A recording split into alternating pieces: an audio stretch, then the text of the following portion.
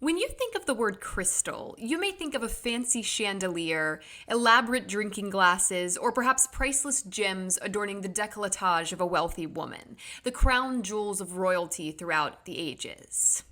If I asked you what crystal has left the biggest impact on human history, has had the greatest overall value to us throughout time, you may be tempted to say diamonds, rubies, emeralds, sapphires, but you would be wrong. There is another type of crystal that has proved far more significant. This crystal shaped whole civilizations, necessitated trade, forced separate groups of humans to intermingle, became so valuable it was actually used as currency in some places. In others, it incited revolution. It set people apart as distinguished, high-class, elite, above the others. It was needed not for vanity, but for health, for survival, for enjoyment. So needed, so valued, it made its way into the texts of major world religions. It worked its way into our languages and superstitions.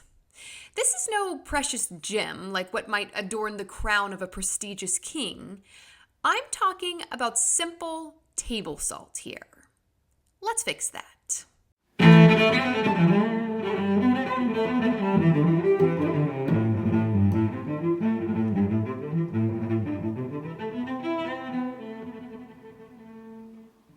Hello, I'm LaFountaine, and you're listening to History Fix, where I discuss lesser-known true stories from history you won't be able to stop thinking about.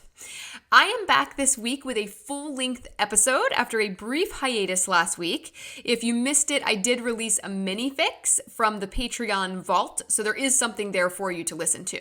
Shout out again to my Patreon subscribers, old and new. And I'll have a new mini fix launching very soon for you all. I'm also back this week with a video version of this episode. Remember, you can watch that on either YouTube or Patreon if you'd like to see my face and also some visuals to go along with the story. So let's talk about salt. If you go to the grocery store right now, you can buy a decent amount of salt for a couple of bucks. It's not very expensive. Unlike pretty much all the other food in the grocery store right now. And I actually looked up on Walmart.com, okay? You can buy a 1 pound canister of salt at Walmart right now for a whopping 76 cents. I did not know you could find anything that cheap at the grocery store right now. So salt is not expensive. It's like one of the cheapest things you can buy, which is surprising when considering its history. At one point, salt was traded pound for pound with gold. It was used to make currency. It may have even been used as a form of payment, which is where the word salary comes from, although this is disputed by historians. We'll come back to that. Salt was a valuable commodity throughout time because we need salt. We actually physically need it to survive. So let's talk about why. Here's the sciencey part of the episode. Salt contains two essential things that all living things need. Sodium, which is a mineral, an element on the periodic table, atomic number 11. My 6-year-old will tell you. And yes, I had to look that up. Yes, he knows them all. All of them, y'all. 118 of them by memory. That was his act for the school talent show. He got up there, little tiny kindergarten man, got up on stage, and people shouted out elements, and he told them the atomic number from memory. He's something. Actually, the first one, because I just rewatched the video that I took of that, the first one that gets yelled out at the talent show is sodium, coincidentally. Here is the audio clip, or the video if you're watching that version. Hello, my name is Adrian, and I'm going to recall elements from the periodic table. Raise your hand if you want to tell me an element, and I'll tell you its atomic number. Or you can tell me a number between 1 and 118, and I'll tell you the element. Parents, it may be helpful to pull up the periodic table on your phone.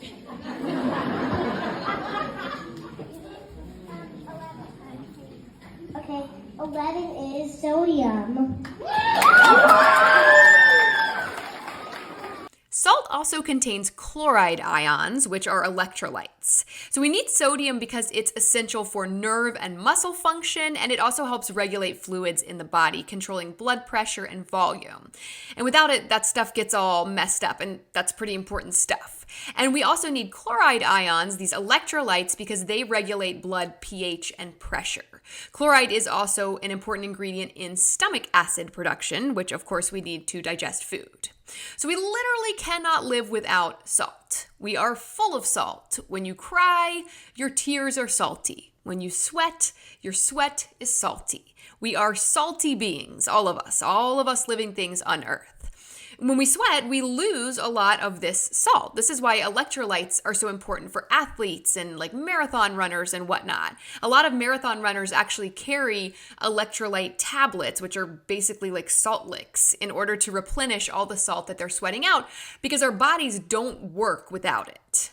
If sodium levels drop too low, you're looking at fatigue, muscle cramps, headaches, nausea, dizziness, low blood pressure, confusion, and eventually seizures, coma, respiratory failure, and death. We literally cannot live without salt. Not just humans, all living things, we all need salt. Animals that eat meat and like fish, like humans, we usually get a good amount of salt from our diet, from eating other living things. But herbivores, animals that just eat plants, have to seek out a source of salt. And this is how it all began, really, the story of salt throughout human history. The earliest humans would have been getting salt naturally through their diets because they were eating mostly meat, which has salt in it, right? We're salty beings. But animals like horses and cattle, like grazing animals that eat grass, they weren't getting enough salt from their diet. And so they had to actively seek out sources of salt. And they did this, instinctively.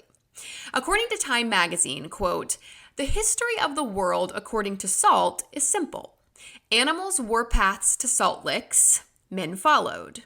Trails became roads, and settlements grew beside them." End quote. That may be an oversimplification, but that's the idea. Okay, humans followed animals because they hunted animals, but they also followed the trails that animals made because they were easier to walk on. Salt-seeking animals led humans to natural sources of salt, and the rest is history. Now, as I said, humans were already getting enough salt from their meat-based diet, but they soon discovered that salt could be used to preserve meat, to make it last longer without spoiling, and this was a big deal. This meant having edible meat available during times of food shortages or during like the winter months when food supplies dropped. This also meant being able to carry meat over long distances, which made trade possible. They also began to discover the medicinal properties of salt, which is a natural antiseptic, right? That's why it keeps meat from spoiling. It inhibits the growth of bacteria. And this was also beneficial for wound care. Saltwater rinses were used on wounds to draw out fluids and bacteria to prevent infection. It also reduces tissue swelling and can help treat diarrhea. So salt was super useful, even for these ancient people who were getting enough sodium and chloride ions already from their mostly carnivorous hunter-gatherer diet. But then, around 12,000 years ago, we see a major shift happen: the agricultural revolution. Suddenly, humans are settling down and farming.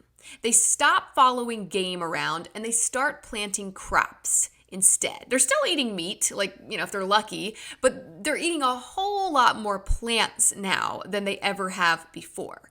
Bread and different kinds of cereals become a major staple of the human diet, and these do not contain sufficient amounts of salt. And so now humans, like the grazing herds that wore those trails to natural salt licks, must intentionally seek out salt to supplement their diets. There are two different ways to get salt. You can get it from saltwater, right? Like oceans, seas, saltwater lakes, whatever.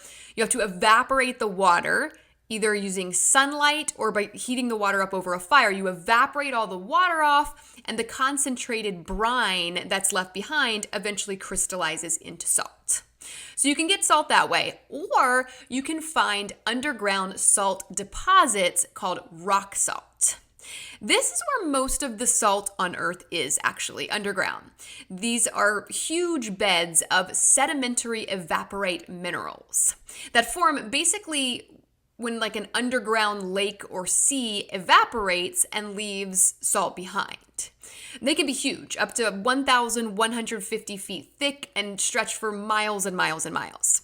So you can mine for salt, but early humans, just think about like the kinds of tools that they had. Early humans weren't mining for salt. They were going the evaporate saltwater route. We see evidence of this from around 8,000 years ago during the Neolithic period. According to Olivier Weller, writing for Antiquity Journal, a Neolithic site excavated in Romania in 1984 showed evidence that they were evaporating water they were collecting from a saltwater spring, which was actually like 6 times saltier than seawater. And this is the first evidence we have of humans intentionally extracting salt as a resource. Weller writes, quote, "The production intensity and uses of this crystallized salt for these early Neolithic communities of Eastern Europe have yet to be determined. Was it only intended to be used for food, to preserve it, for the herd's needs, or can we already see in this early production a desire to produce and exchange a rare status-enhancing substance?" End quote. A rare status-enhancing substance. I don't know if these Neolithic people in Romania 8,000 years ago were using it that way, probably not, but it would soon become that for humans. Yes, we and our animals need it to survive. Yes, it preserves meat. Yes, it treats wounds and other health conditions, but it also has perceived value. This is a weird thing that humans do. Like Bitcoin, that's nothing. That doesn't exist. It only has value because people are willing to buy it. And so at some point, salt becomes this thing that people are willing to buy and trade for. It becomes a status-enhancing substance. We see this happening at Solni Sada in present-day Bulgaria. Solni Sada is the earliest known town in Europe from almost 7,000 years ago. It's the first prehistoric urban center. Even though it only had a population of like 350 people, that's enough to qualify it as a proto-city. Solsanata was built around salt production. It had a wall built all the way around it to protect the salt, which was traded throughout the Balkans. And this made people in Solnisada very wealthy. Archaeologists have actually found large collections of gold artifacts nearby, which suggests that trade there was very lucrative. This kind of value comes from supply and demand, right? There isn't enough of something, and a lot of people need it, it becomes very valuable. And I talked about this in the diamond episode 35, how they've intentionally controlled the supply of diamonds, making them appear much more rare than they really are in order to keep the prices high. These underground salt rock deposits, which make up most of the salt on Earth, they were not accessible to people in ancient times for the most part. And evaporating seawater worked, but it was not enough. It was not enough salt to meet the demand. And so salt became a thing of great value. And we see this more and more as we move forward in time. We see settlements, whole civilizations established near saltwater sources. We see salt trade roads popping up all over the world, trade that was only possible in the first place because of our ability to preserve food with salt. And these salt roads opened up the world, connected separate groups of people in ways that had never really been done before. We have a major salt road running from Morocco south across the Sahara Desert and into Timbuktu, which is in present-day Mali in Africa. Timbuktu, I'm sure you've heard of it. It's sort of used colloquially almost to refer to just like the farthest reaches of Earth, right? All the way in Timbuktu. But Timbuktu was a big deal in its heyday, which is surprising because we don't really think of Africa outside of like ancient Egypt. We don't really think of Africa as having big advanced cities like this. But Timbuktu emerged as this major cultural trade hub that was largely due to the salt trade. on a massive scale. We're talking about caravans of up to 40,000 camels crossing the Sahara Desert to bring salt to Timbuktu, where it was often traded for enslaved people. And I think Timbuktu may be the topic of my next mini fix. I'm just now realizing. So look for that on Patreon on Wednesday for my Patreon folks out there. We also see major salt roads running to ancient Rome, the Via Salaria. The Romans loved salt. They gave it its name, Sal, which comes from Salus, the goddess of health. Roman soldiers' pay was called their salarium, and this is the root of the modern word salary. And because of this, many people assume that this meant that soldiers were paid in salt, kind of like how ancient Egyptians were sometimes paid in bread and beer. But many historians disagree. They don't think Roman soldiers were actually paid in salt. Rather, they were paid with money in order to buy salt, and that's why we see sal in the word salarium, but who knows? Salt trade, the value of salt, had a hand in almost every major city and civilization throughout time.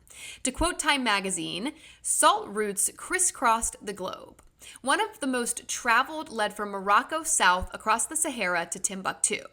Ships bearing salt from Egypt to Greece traversed the Mediterranean and the Aegean. Herodotus describes a caravan route that united the salt oasis of the Libyan desert. Venice's glittering wealth was attributable not so much to exotic spices as to commonplace salt, which Venetians exchanged in Constantinople for the spices of Asia. In 1295, when he first returned from Cathay, Marco Polo delighted the Doge with tales of the prodigious value of salt coins bearing the seal of the Great Khan. As early as the 6th century in the Sub-Sahara, Moorish merchants routinely traded salt ounce for gold. In Abyssinia, slabs of rock salt called amoles became coin of the realm. Each one was about 10 inches long and 2 inches thick. Cakes of salt were also used as money in other areas of Central Africa." End quote. Salt was, of course, important in ancient Egypt, where it first appeared over 5,000 years ago. According to History Cooperative, quote, "Early Egyptians mined salt from dried lakes and riverbeds and harvested and evaporated it from seawater. They were some of the earliest salt traders in recorded history, and they benefited greatly from it. The Egyptian salt trade, especially with the Phoenicians and the early Greek Empire, contributed significantly to the wealth and power of the Old and Middle Kingdoms of ancient Egypt. Furthermore, the Egyptians were also one of the first cultures known to preserve their food with salt. Both meat, and particularly fish, were preserved by salting and a common part of early Egyptian diets." End quote. Egyptians used a type of salt called natron, harvested from riverbeds, and it was a big part of the mummification process as well, which we know was a critical ancient Egyptian ritual.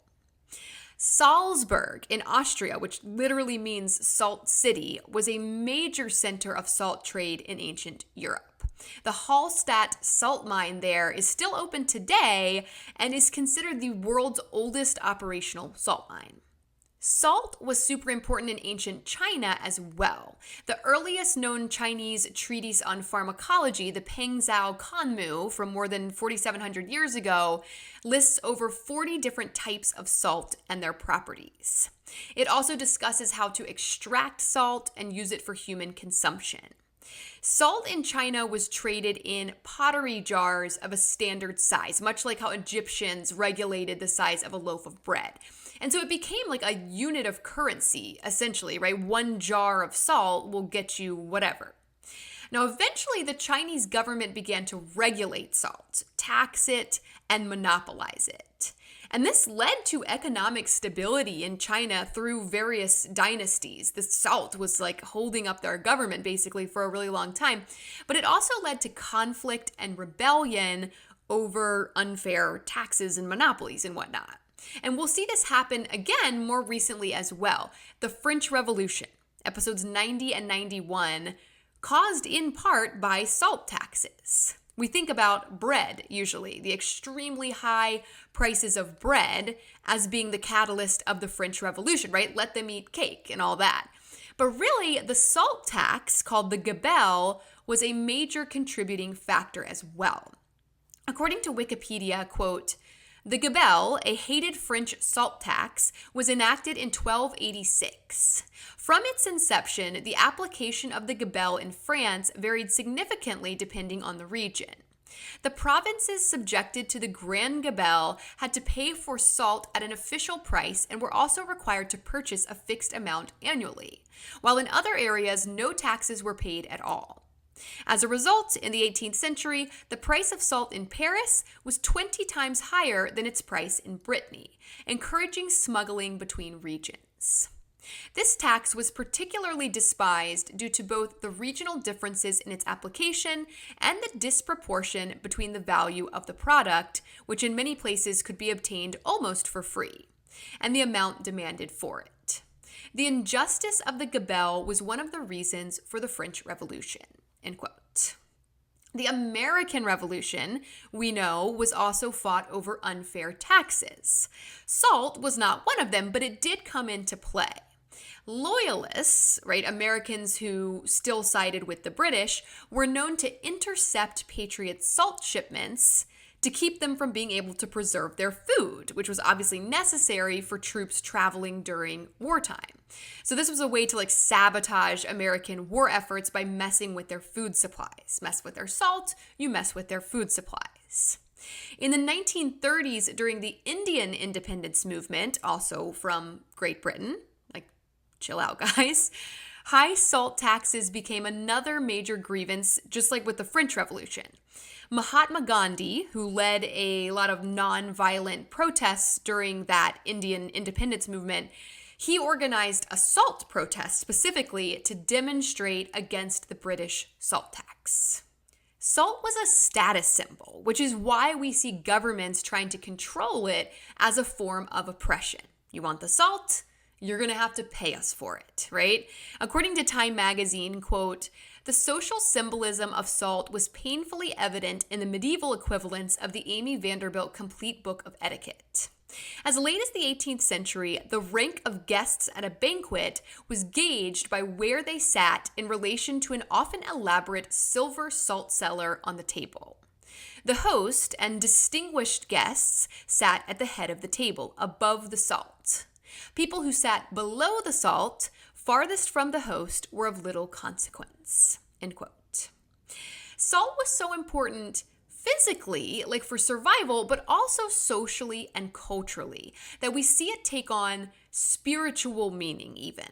It had deep spiritual significance in many places, and we see evidence of this in superstitions and in religious texts. For many ancient cultures, salt was considered sacred. The Greek word for salt, which is halas, is the root of the word hilarious, which now kind of means just something super funny, but it used to mean just cheerful.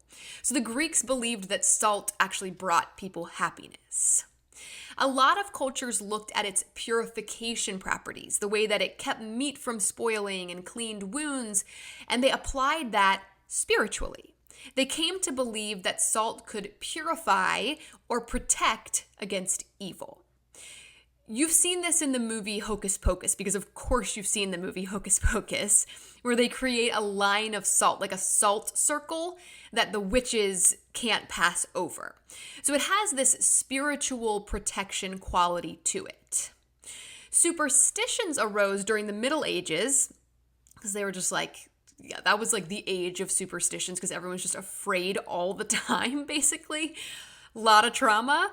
And the superstition emerged during the Middle Ages that it was bad luck or a bad omen to spill salt. And so if you accidentally spilled some salt, you're supposed to pick up a pinch of it and throw it over your left shoulder, because that's where evil spirits congregate, over your left shoulder, apparently. And I've been doing this one my whole life. I don't know who taught me this. I feel like it came from my Catholic grandmother. Now I'm wondering if anyone else does this. Is it weird that I do this? Old middle-aged superstition? I don't know. It makes sense though. I mean, not the demons thing, but that you wouldn't want to spill salt. Not just because it was like bad luck, but it was expensive, right? Salt was expensive. It was valuable. Don't spill the salt.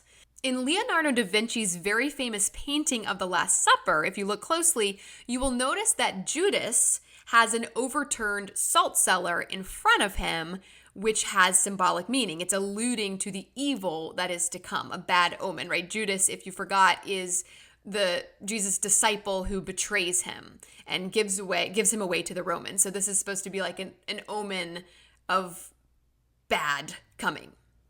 Speaking of Judas, we see lots of references to salt in the Bible. Leviticus 2:13 says, quote, "With all thine offerings thou shalt offer salt." Salt was a big deal to Jewish people in particular. It was used as a meat purifier in Hebrew sacrifices, and it symbolized the eternal covenant between God and Israel. Kosher salt, that's like all the salt at the grocery store. It's all kosher salt. Not because it's actually like kosher certified or whatever. It's not. Sometimes it's just called that as a nod to the historical use of salt in Jewish meat preparation. It was that big of a deal. Salt plays a huge role in the story of Lot in the book of Genesis. This is the one where Lot and his family, his wife and his 2 daughters, are living in this really sinful, debaucherous city called Sodom.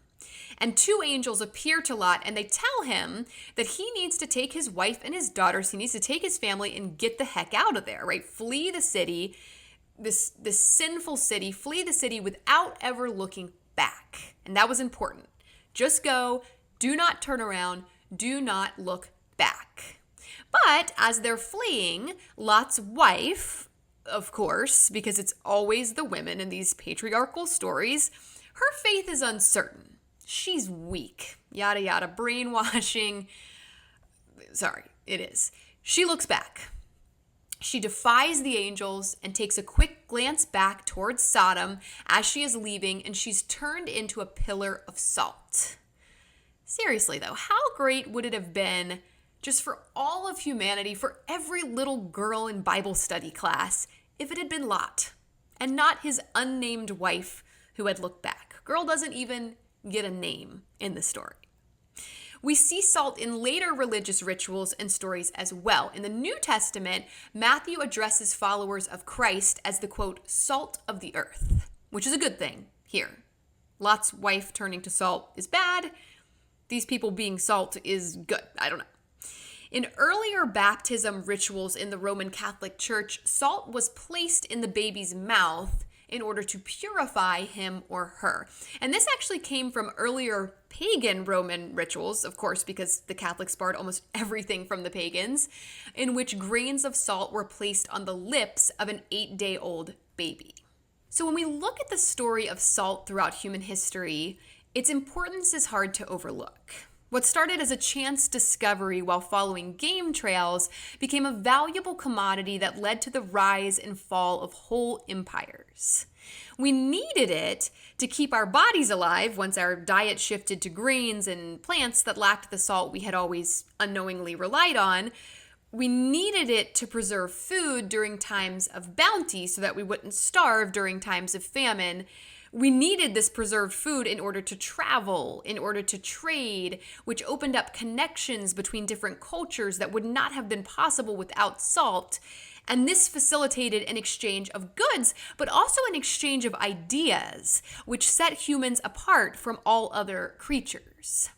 We needed salt for its health benefits, its antiseptic and purifying properties, its abilities to fight infection, and we needed it for its value, for what other people would give you for it. Money, gold, spices, enslaved human beings, whatever that was. Salt made people very wealthy.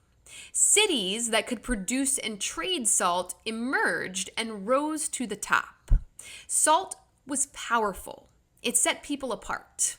Proximity to the salt cellar on the dinner table, denoting your status and importance. And yet, today, 76 cents at Walmart. So what happened? No one's building an empire on those kinds of prices. No one's starting a revolution over 76 cents either.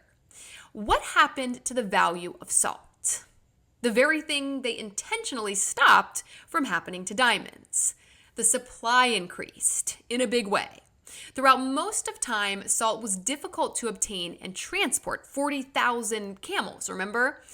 Today, that is not the case. Ever since the Industrial Revolution, we've been able to much more easily tap into those underground rock salt deposits, which has increased salt supply immeasurably. New technology like dynamite and steam engines also made obtaining and transporting salt much easier and much quicker. And then you also have to factor in refrigerators, right? And canning as ways to preserve food that don't require salt. So the supply went majorly up during the last couple of centuries, but also the demand for salt went way down. Supply and demand. And so now you can buy a pound of salt at Walmart for 76 cents. But that doesn't mean we don't need it anymore. We still desperately need salt in order to survive. We don't often think about that because our diets of mostly processed foods are overloaded with salt. Most people get way more salt than they need with zero effort. And that's how it started. Survival. But it's safe to say, looking back, that salt has impacted humans arguably more than any other commodity. Time magazine writes, quote, "If the importance of a food to a society can be measured by the allusions to it in language and literature, then the significance of salt is virtually unrivaled." Nearly 4 pages of the Oxford English Dictionary are taken up by references to salt, more than any other food. A grain of salt may be a recipe for skepticism, I say that all the time, but there can be no doubt about how salt has seasoned history, end quote. So the next time you sprinkle some salt on your French fries or whatever, pause for a moment and just let it sink in. Just how critical a role salt has played throughout history. Physically, your body would not exist without it, but culturally, socially, neither would the whole world you live in. I find it so interesting how much we overlook the importance of salt. 76 cents a pound for a substance without which none of this would be possible.